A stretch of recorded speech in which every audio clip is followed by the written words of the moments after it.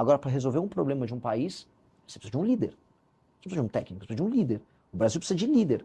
Líder eu sou, eu tenho muito mais experiência enquanto líder do que todos eles. Flávio nem coloco, porque a função dele é ser filho. A última coisa que um cara como filho é líder. A função dele é ser, eu sou filho do meu pai, atenção, meu pai, meu nome é Flávio Bolsonaro.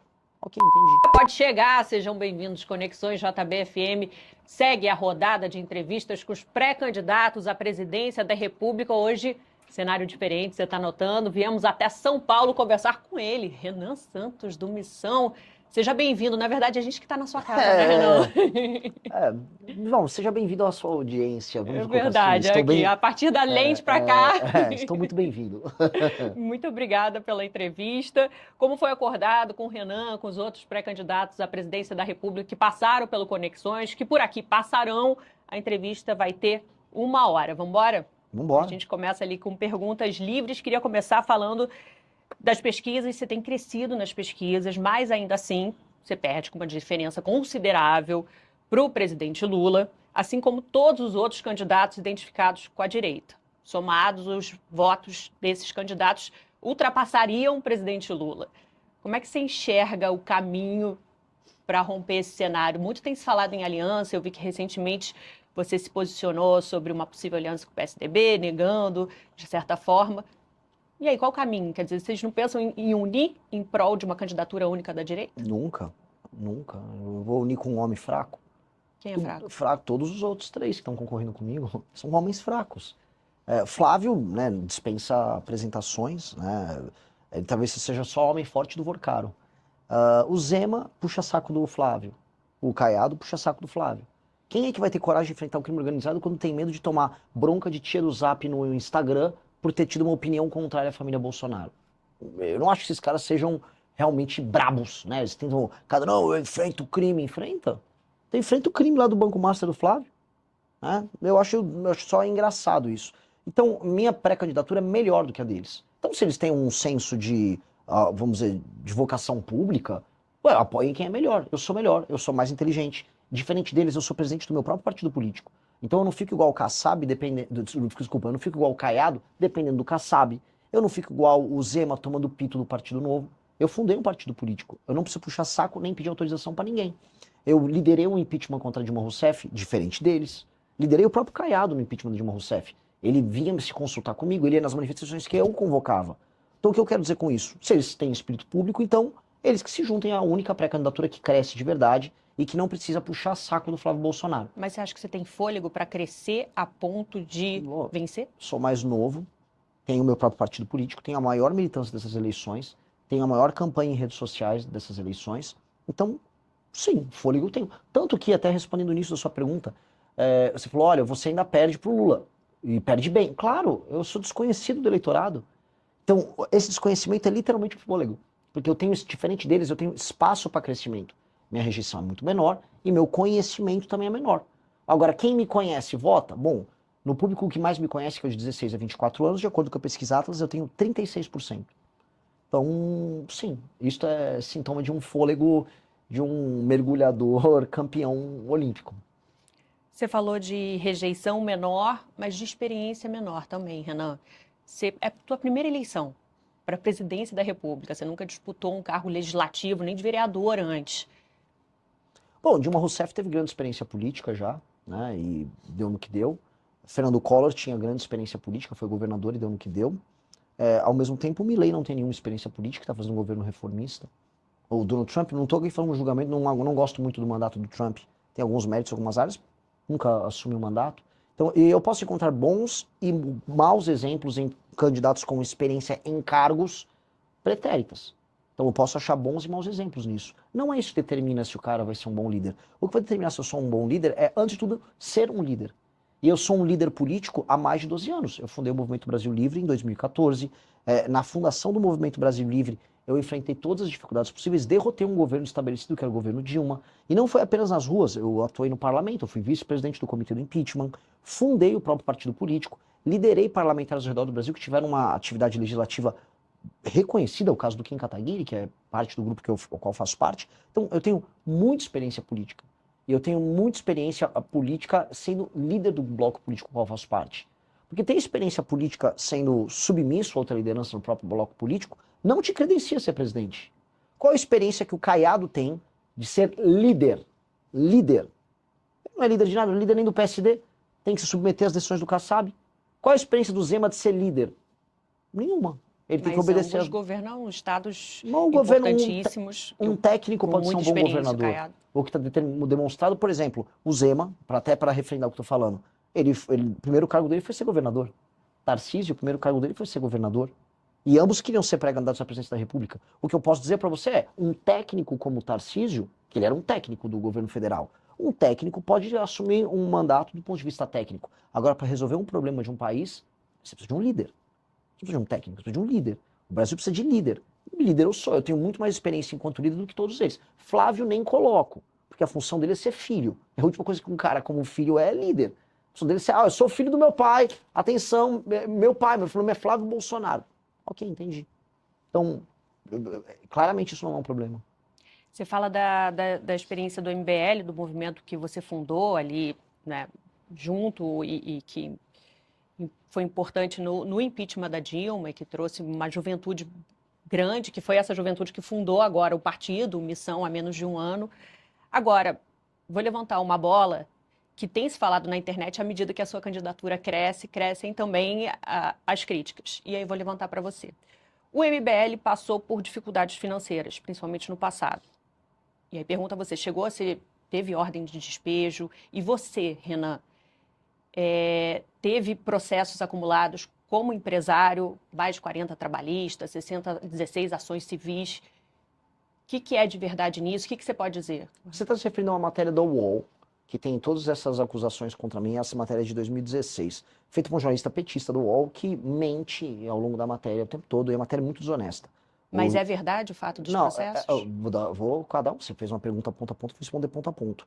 O MBL nunca sofreu uma ação de despejo por falta de pagamento. Não? Não, nunca. O MBL é super bom pagador, o MBL não tem a gente não usa um empréstimo bancário para se financiar. Que a própria matéria da UOL que você cita traz a sua fala reconhecendo as dificuldades como empresário. Vamos começar. O MBL não é uma empresa, o MBL é uma associação civil. O MBL, ele alugava um local e ele foi sair do local e ele se mudou de local. Ele não devia um centavo de aluguel. Isso não existe. Eu, como empresário, trabalhava com recuperação de empresas em dificuldades. Então, aquelas dívidas eram oriundas daquelas empresas. E as empresas contavam com bens para pagar os débitos delas. No meu caso, foi uma empresa. E sabe quanto eu tenho, por exemplo, de dívida daquela época? Nada, não tenho nada aqui. Você conseguiu pagar as dívidas que você A tinha? empresa pagou as dívidas, porque as dívidas eram da empresa. Então, na verdade, as dívidas eram de empresas que você representava, é isso? Que eu administrei. Eu me tornei proprietário de uma empresa, que é uma empresa de portas e janelas de aço, e foi ela. Agora, as pessoas vão lá, você pega o jornalista, e ele fala, porque a família do Renan, do não sei o quê. Não, saiba separar. Meu pai trabalhava com outras empresas, eu trabalhei com uma empresa. E essa empresa, eu saí dela. E essa empresa tinha bens que arcavam com os débitos dela, e era uma empresa que já tinha dificuldades. A matéria é tão desonesta, e o jornalismo daquele Vinícius Segal era tão vagabundo, que ele disse que eu criei dívidas em 1998. Eu tinha 14 anos nessa época. Tá na mesma matéria. Tá até hoje nessa mesma matéria. Então hoje não tem esses processos que você conseguiu zerar, e os trabalhistas que a gente sabe que é uma dor de muito empresário. Tanto que eu coloco assim, eu não, em nenhum momento eu acharia deselaborador para mim ter qualquer débito em aberto. Se eu for entrar agora para grandes veículos de mídia no Brasil, a maior parte tem de dívida trabalhista e tributária. O maior devedor tributário do Brasil é a Petrobras. Então, dívida todas as empresas grandes no Brasil têm. O pequeno, então, está todo destroçado. Então, não seria nenhum motivo de vergonha e não me desabonaria em nada. Agora, é que só não é verdade, entendeu? São aquelas meias verdades que são utilizadas para atacar. Então, hoje não é verdade? Não. Então, por exemplo, já sei uma matéria uma vez, falou que eu devia 60 milhões de dívidas tributárias. Cara, isso é mentira. Aí, passou uns anos, virou 5. Passou uns anos, virou 3. Passou uns anos, virou 1. Agora, se é uma matéria, acho que foi no Metrópolis, Renan está devendo 40 mil reais. Eu falei, 60 milhões. E nem é verdade dos 40 mil reais. Porque existe um problema, e é um problema que eu vou resolver na presidência da República. Se você tem uma dívida que ou já caducou, ou foi paga, ela demora para sair do sistema da dívida ativa. Aí as pessoas ficam consultando e fica aparecendo um débito que já não deveria estar lá. Aí você tem que entrar com uma ação contra o Estado para obrigar o Estado a retirar seu... Você entrou? Eu entrei, eu falei, tira isso aí, porque não é mentira. Só que não só contra mim, contra qualquer brasileiro. O Estado brasileiro é muito bom na hora de te cobrar e na hora de jogar lama no teu nome. Mas na hora de acelerar o processo para limpar teu nome, ele não é. Não, e é importante isso para esclarecer, porque realmente a falta de experiência em cargo político é algo que vai ser cada vez mais questionado, você já está acostumado a responder. E a partir do momento que você responde, você fala, pô, mas eu fundei um partido, eu sou presidente do partido, que tem outros, né, braços, desdobramentos, até empresariais bem-sucedidos. E aí tem uma outra informação que está cada vez circulando mais, à medida que você vai ganhando projeção de que, peraí, esse bem-sucedido não é tão bem-sucedido assim, é importante te ouvir para esclarecer, para falar, olha, hoje Sim, houve, sim. não tem mais, o MBL caminha muito bem, enfim, não teve Não, ordem de o despejo, o é MBL isso. nunca teve nada disso. Assim, você pode despejar uma pessoa por vários motivos. Por exemplo, você não quer mais continuar com aquele contrato. Sim, é uma Não opção só do por falta inquilino. de pagamento. Sim. Exato. Então, foi o caso Foi ali. esse o caso? Foi. Só que aí o jornalista, vou colocar, um jornalista vagabundo, ele bota o que ele quiser na matéria. Volta a colocar. Ele falou que eu contraí dívidas em 2000, com 14 anos, em 1998. Tá nessa matéria. Então, eu só lamento. Agora, do ponto de vista da gestão empresarial, o MBL é o maior caso de sucesso disso. O MBL é falando aqui do outro lado, a gente criou a segunda maior revista de cultura e política do Brasil, que é a revista Valete. Só perde para Piauí no meio de usuários. A gente tem uma rede social própria, departamento de desenvolvimento e engenharia, rede social própria com milhares de usuários. Nós temos editora de livros, ou seja, nós temos todo um ecossistema. Esses livros estão aqui no fundo, somos nós que produzimos e vendemos. Temos, através do partido, a possibilidade de fazer de maneira autossustentável toda a atividade política dele. Vendemos livro, curso, roupas, bandeira. O partido é o partido que provavelmente, em termos de infoprodutos e produtos, é o que mais fatura no Brasil. Então, em termos de gestão, a nossa experiência é de bastante sucesso. Perfeito. Dito isto, esclarecido, a gente vai passar por um bloco de perguntas dos temas quentes, temas do dia, e um dos temas quentes é um tema, aliás, você está sempre indo nos temas quentes, mas é um tema que se posiciona muito claramente, a escala 6x1. Fim da escala 6x1. Está avançando, chegou no Senado, a gente tem até agora uma publicação de um grande manifesto reunindo, você viu, entidades empresariais, representam 90% do PIB do país, colocando uma alternativa que é PEC 12 do trabalho flexível, contrária à escala 6x1, ao fim da escala 6x1, à escala 5x2. Como é que é a sua posição? Eu já vi que você se posicionou contrário a isso. Minha posição é que o que o governo fez foi vagabundagem. A palavra é vagabundagem. Assim, o Brasil ele é um país que ele está fora das cadeias globais de produção. E para a pessoa que não está nos assistindo, o que isso significa? Significa que se você vai fazer um carro, nenhuma empresa quer jogar os componentes do carro para aqui. Se você vai fazer um celular, os componentes não são feitos aqui. Por quê? Porque é caro produzir aqui. E se é caro produzir os produtos que o mundo consome, significa que nós não teremos empregos de qualidade aqui. Então, o Brasil devia estar focando, que eu vou focar no meu governo, em fazer reformas que aumentem a competitividade. O Lula não liga para isso. A lógica do Lula, você pode pegar um mapa eleitoral do PT, é obter votos onde as pessoas não trabalham. E é verdade. Não estou aqui fazendo uma declaração preconceituosa, nem nada. Onde você tem menos atividade econômica, onde você tem um maior número de pessoas dependendo de auxílios governamentais, a taxa de voto, o percentual de voto no Lula é maior. O Lula é inimigo do trabalho e da produção. Desculpa cair no clichê de xingar o Lula disso e daquilo. O Lula, a vida inteira dele foi lutar contra o trabalho. A vida inteira dele foi essa. E aí as pessoas vão perder. Eu estou avisando, nosso deputado Kim, estou avisando. Vocês estão caindo numa conversa mole. O brasileiro está passando por um arroxo, ou seja, nós passamos agora, está aumentando os juros, está aumentando a inflação ao mesmo tempo. O dinheiro vai ficar mais caro, os produtos estão ficando mais caros, os serviços estão ficando mais caros, e o governo está falando, e você vai trabalhar menos. Ora, se a nossa produtividade não aumenta, portanto, a quantidade de dinheiro que o brasileiro gera por hora de trabalho não aumenta, como é que ele faz para pagar essa conta? Ele tem que trabalhar mais. É por isso que, tá todo mundo, o cara tem às vezes um emprego 5x2 na semana e fim de semana faz Uber. A mulher dele, que às vezes cuidava dos filhos, tá tendo que fazer pudim, tá tendo que fazer bolo para vender, tá todo mundo tendo que ralar para poder manter algum estilo de vida. A classe média está sendo destruída. E a resposta do governo é, não, fica tranquilo, você vai trabalhar menos e vai ganhar mais. É mentira. É mentira, é um estelionato, é papo de vagabundo do Lula. E assim, qual foi a resposta da direita? Porque tem a direita, vai aquele Nicolas Ferreira, aquele patife Flávio Bolsonaro, volta com o governo. Volta com o governo. Que coisa imunda. Não tem coragem de se posicionar porque tem medo de perder voto. E aí nós nos posicionamos contrários porque o que o Brasil precisa é flexibilização nas leis trabalhistas. Que é exatamente essa PEC. Ela gera alguma flexibilização porque ela faz com que você pague por hora, mas aceitando que houve uma diminuição de jornada de 44 para 40 horas. Ok, diminui de 44 para 40 horas. Isso vai fazer com que o brasileiro tenha que trabalhar, vá trabalhar menos? Não! O brasileiro vai fazer bico por fora.